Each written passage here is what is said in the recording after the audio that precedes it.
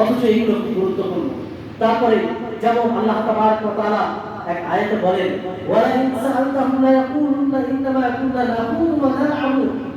যে নবী, আপনি যদি তাদেরকে জিজ্ঞাসা করেন, তারা বলবে যে আমরা আলাপ আলোচনা করছিলাম, খেল তামাশা করছিলাম, হাসি ঠাট্টা করছিলাম। তারপরে আল্লাহ তাআলা বলেন, কুল আবিল্লাহি ওয়া আয়াতিহি ওয়া রাসূলিহি, তো বিষয়কে ঘৃণা করেছে, অপছন্দ করেছে, ফলে তাদের সমস্ত আমল বিনষ্ট হয়েছে। আল্লাহর কথা কোনো দিন মিথ্যা হতে পারে? কোনো সন্দেহ করা যাবে?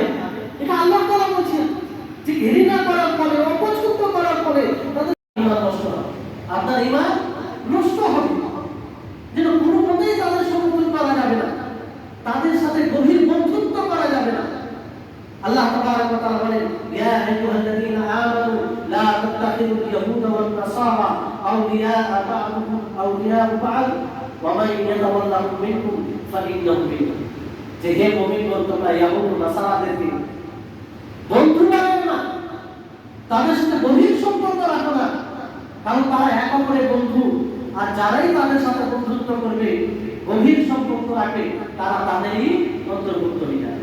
তাহলে তাদের সাথে গভীর বন্ধুত্ব রাখা যাবে, তাদের দিনের কারণে তাদের সাথে বন্ধুত্ব রাখা যাবে।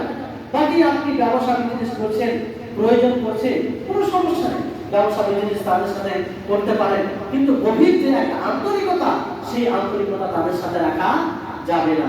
আর তাদের কোনো প্রকার সহযোগিতা করা যাবে না, সহযোগিতা করা যাবে। তারপরে 9 নম্বর কারণ হচ্ছে যে যে কোনো কিছু মানুষের ব্যাপারে এই ধারণা করা যে তাদের উপরে রাসূল সাল্লাল্লাহু আলাইহি ওয়াসাল্লামের অনুসরণ জরুরি নয়। আমাদের সমাজে কিছু লোক আছে যে তাদের শেখের ব্যাপারে, তাদের পীরদের ব্যাপারে এই ধারণা রাখে যে এরা অনেক উঁচু পর্যায়ে পৌঁছে গেছে, অতএব রাসূলের প্রত্যেকটা কথা অনুসরণ করা জরুরি নয়। এই ধারণা থাকলে সে মুসলিম থাকবে? মুসলিম থাকবে।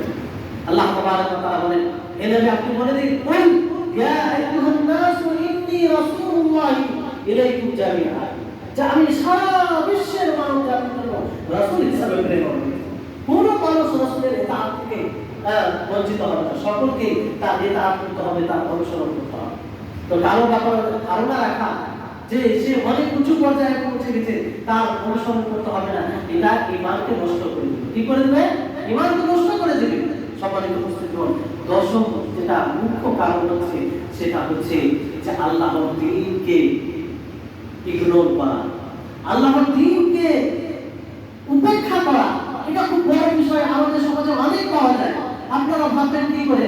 উদাহরণ দিলে বুঝতে পারবেন যে আমাদের মাঝে অনেক মানুষ আছে কি নেই যে না সালাত পড়ে, না সালাতের ব্যাপারে জানে। তো এটাকে আল-ইরাস আল-দ্বীন নয়, আল্লাহর দ্বীনকে উপেক্ষা করা নয়।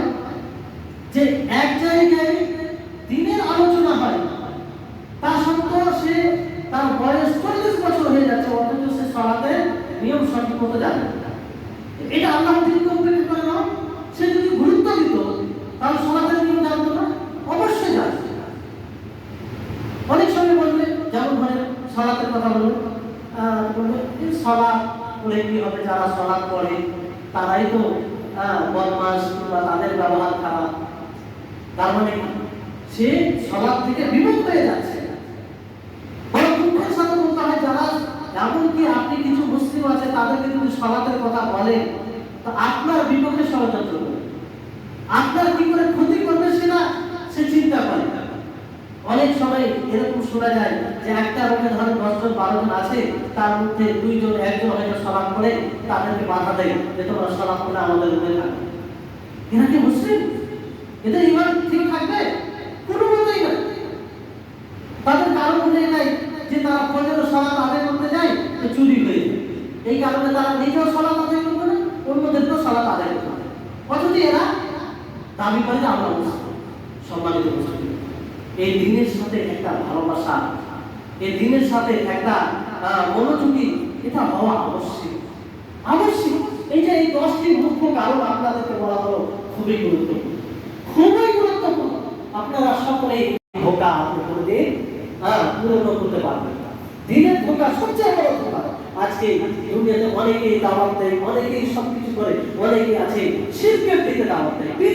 ইমান অবস্থায় বেঁচে থাকি, এর তৌফিক আল্লাহ তাআলা আমাদের সকলকে দেন।